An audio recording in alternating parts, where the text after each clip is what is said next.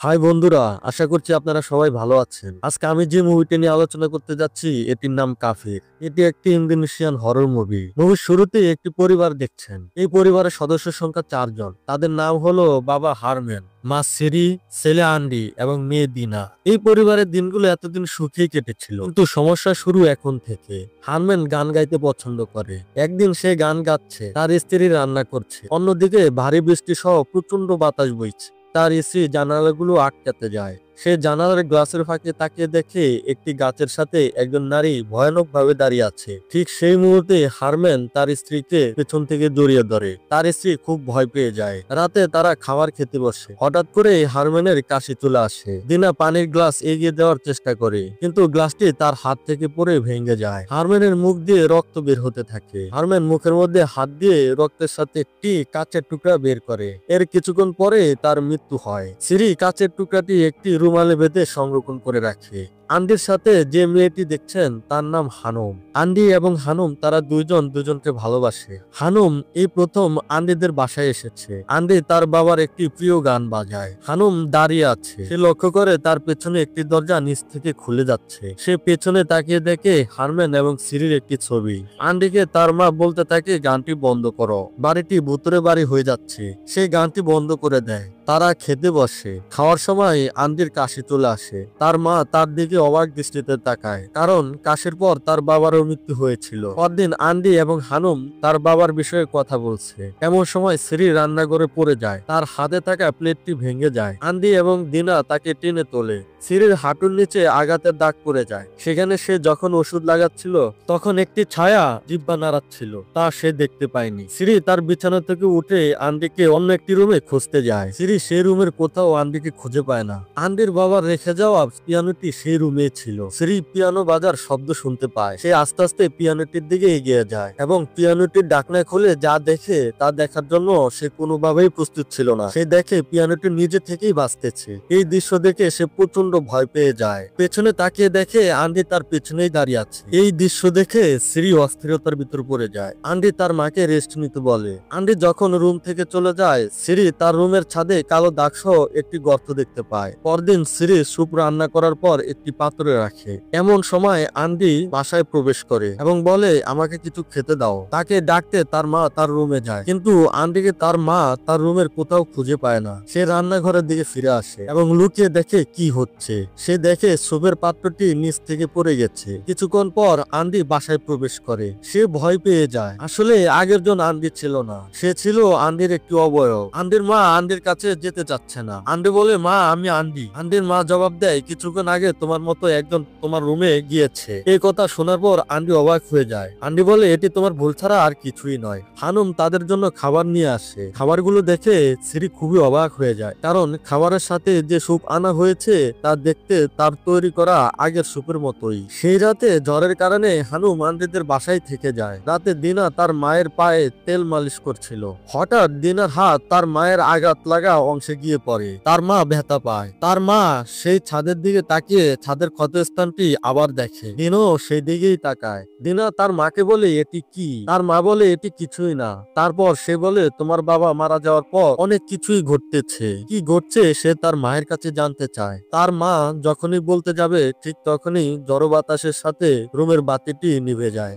আর দিনা অন্য একটি বাতি আনতে আরেকটি রুমে চলে যায়। সেই রাতে সবাই ঘুমাচ্ছে। বিদ্যুৎ চমকানোর সাথে সিরির ঘুম ভেঙে যায়। সিরি যখন দিয়াশলাই দিয়ে বাতি জ্বালাতে যায়, দিয়াশলাই বাতির কাছে না নিতেই বাতিটি জ্বলে ওঠে। এই দৃশ্য দেখে শ্রী খুবই ভয় পেয়ে যায়। এইদিকে সিরি রুমে কি হচ্ছে তা শোনার জন্য হানুম কান পেতে থাকে।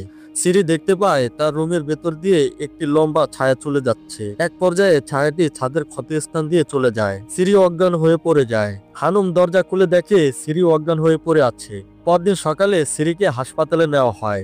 বাসায় ফেরার পর ছাদের ক্ষতস্থানটি রিপেয়ার করে নেয়। এক রাতে দিনা, আন্ডি এবং তার মা খাবার খাচ্ছিল। হঠাৎ করে তার মায়ের মুখ দিয়ে রক্ত বের হয়ে আসে, সাথে এক টুকরা কাঁচও পাওয়া যায়। তাই তারা তার মাকে একজন চিকিৎসকের কাছে নিয়ে যায়। চিকিৎসক বলে গলার ইনফেকশনের কারণে এমনটি হয়েছে। কিন্তু তারা যখন কাঁচের টুকরাটি ডাক্তারকে দেখায়, তখন ডাক্তার বলে তোমার মা আত্মহত্যা করতে চেয়েছিল।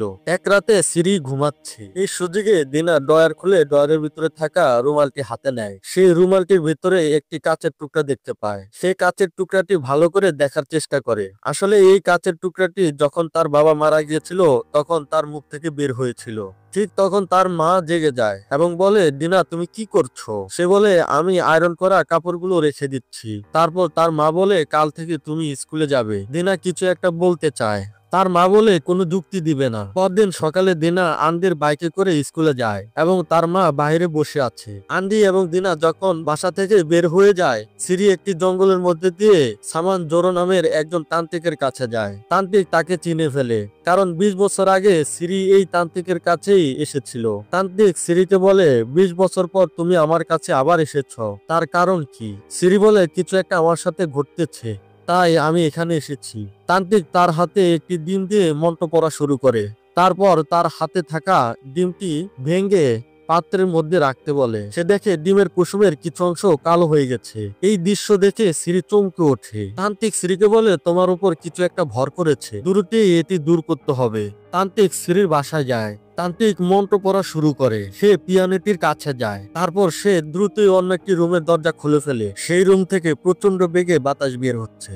বাতাসের প্রভাব এত বেশি যে প্রথমে তান্ত্রিক সেই রুমের ভিতরে ঢুকতেই পারছে না। তারপর সে অনেক চেষ্টা করে সেই রুমের ভিতরে ঢুকে পড়ে। তান্ত্রিক দুইটি বাঁশের টুকরো ফ্লোরে ছেড়ে দেয়। তান্ত্রিক নিজেও ফ্লোরে লুটিয়ে পড়ে। বাঁশের টুকরো দুইটি তান্ত্রিককে সামনের দিকে নিয়ে যায়। সামনে থাকা একটি ছোট বোতল হাতে নেয়। সে বোতলটি খুলে ফেলে এবং বোতলের ভেতর থাকা একটি বস্তু ফ্লোরে ফেলে দেয়। বস্তুটি আগুনে পুড়তে থাকে। একই সাথে সিরি অদ্ভুত আচরণ শুরু করতে থাকে। তান্ত্রিক ছায়াটিকে বোতল বন্দি করে ফেলে। সে বলে লোকটি তোমাকে মেরে ফেলতে চায়। সিরি বলে এটি আবার ফিরে এসেছে। ঠিক তখনই হানুম সেই বাসাতে চলে আসে। সে তান্ত্রিককে বের হয়ে যেতে দেখে। হানুম সিরিকে খাবার দিচ্ছে। সিরি তার পায়ে হাত দিয়ে দেখে তার পায়ের ক্ষতটি আর নাই। এই দৃশ্য দেখে সে অবাক হয়ে যায়। পরদিন সিরি আবার তান্ত্রিকের কাছে যায়। তান্ত্রিক কালো মুরগি জবাই দিয়ে তার রক্ত সংগ্রহ করছে। তারপর সে চিকিৎসা শুরু করে। সিরি তান্ত্রিকের সামনে একটি ছবি দেয় এবং জানতে চায় সে কি একজন। তান্ত্রিক মাথা নাড়িয়ে হ্যাঁ বলে। তারপর তার হাতে থাকা বোতলটি থেকে একটি বস্তু বের করে আগুনের মধ্যে ছেড়ে দেয়। এই সময়ে সেখানে বাতাস বইতে থাকে। সিরি ভয় পেয়ে যায়। সিরি দেখে তান্ত্রিক উপরে উঠে গেছে, আবার নিচে পড়ে গেছে। নিচে পড়ার পর তান্ত্রিক মুচকি হাসে। সিরি ভেবেছিল তার কাজ শেষ হয়ে গেছে, কিন্তু এরপর যা ঘটে তা দেখার জন্য সে প্রস্তুত ছিল না। সে দেখে তান্ত্রিক নিজের গলা নিজেই চেপে ধরে রেখেছে, একই সাথে চিৎকার দিচ্ছে। কিছুক্ষণ পর সে দেখে তান্ত্রিক উপরে উঠে গেছে। এক পর্যায়ে তার শরীরে আগুন ধরে যায়। তার কিছুক্ষণ পরেই তার চারপাশে আগুন ধরে যায়। সিরি এখন কি করবে বুঝতে পারছে না। উপায় না পেয়ে সে দ্রুতই রুম থেকে বের হয়ে যায়। সে রক্তাক্ত অবস্থায় বাসায় পৌঁছায়। তারপর থেকে সিরি অ্যাবনর্মাল হয়ে যায়। ডিনা তার ভাইয়ের কাছে যায়। ডিনা তার ভাইকে একটি বই দেয় এবং বলে মায়ের উপর কারো অভিশাপ করেছে। সে তার ভাইকে বলে সে যাতে অবশ্যই কোনো ব্যবস্থা গ্রহণ করে। আন্দি ডিনার উপর রাগান্বিত হয় এবং বলে আমি কার কাছে যাব? তান্ত্রিক তো মারা গেছে, তার বাড়ি পুড়ে গেছে। ডিনা তান্ত্রিকের সেই পোড়া বাড়িতে যায়। সে সেখানে একটি ছবি দেখতে পায়। ছবিটি সে সংগ্রহ করে রাখে।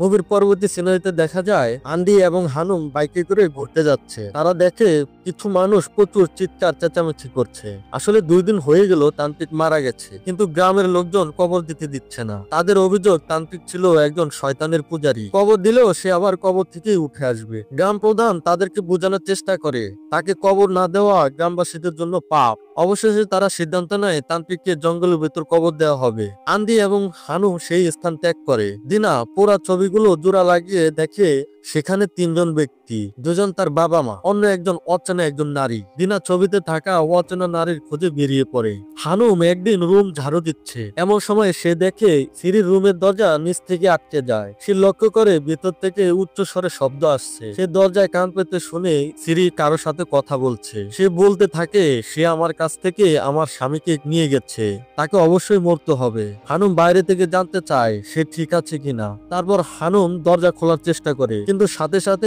সিরি দরজা খুলে বের হয়ে যায় এবং অদ্ভুতভাবে বলে, আমি তৃষ্ণার্ত।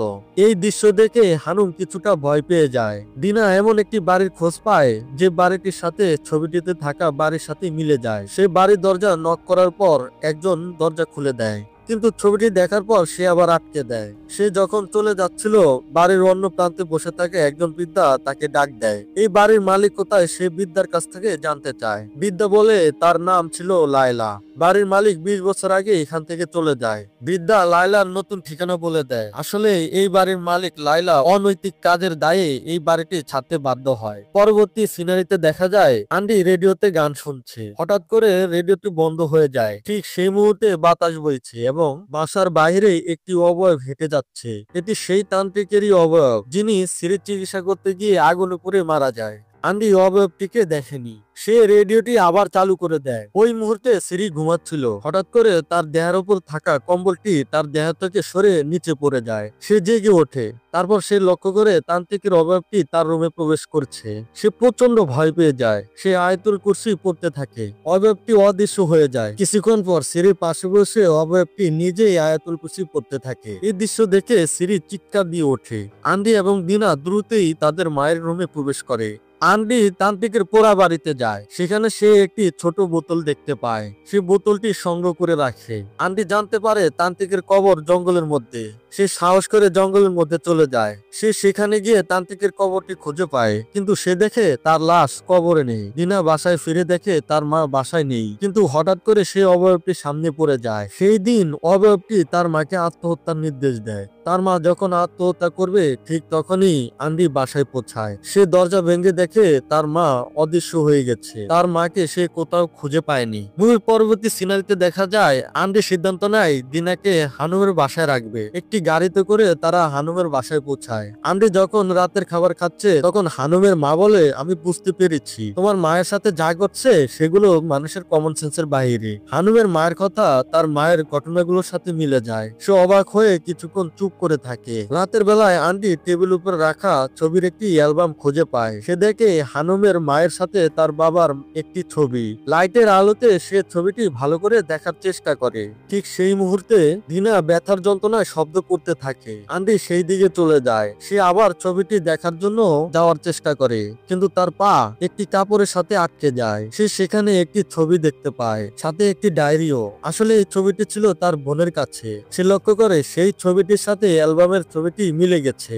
তারপর সে ডায়েরির দিকে তাকিয়ে দেখে রত্না সমান সমান লায়লা। কিছুক্ষণ পর তার চোখে পড়ে একটি ডিশের দিকে। সেই ডিশে করে হানুম তাদের জন্য তাদের বাসায় খাবার নিয়েছিল। এই দৃশ্য দেখে সে হতবাক হয়ে যায়। তারপর আন্ডি বুঝে যায় এতদিন তাদের সাথে যা ঘটেছে সব লায়লারই কাজ। সে চিন্তা করতে থাকে আসলে তারা কোথায় এসেছে। সে মুখ পরিষ্কার করার জন্য অন্য একটি রুমে যায়। সেখানে বাক্সের ভেতরে সে একটি ছোট বোতল দেখতে পায়। বোতলটি সে আগেই সেখানে রেখেছিল। আন্ডি বোতলটি তার কাছেই রাখে। আন্ডি সিদ্ধান্ত নেয় এখনই সে তার বোনকে নিয়ে এই বাসা ছেড়ে চলে যাবে। আন্ডি গোপনে হানুমের কাছ থেকে চাবি সংগ্রহ করে, কিন্তু যখনই সে গেটের তালা খুলতে যায় ঠিক তখনই লায়লা চলে আসে। আন্ডি লায়লার কাছে জানতে চায় তার মাকে সে কোথায় রেখেছে। ঠিক তখনই হানুম পেছন থেকে আন্ডির মাথায় আঘাত করে। সে অজ্ঞান হয়ে পড়ে যায়। এই সুযোগে হানুম ও লায়লা আনন্দে নাচতে থাকে। তারা আন্ডি এবং দিনাকে একটি রুমের ভেতরে মধ্যে ফেলে রাখে।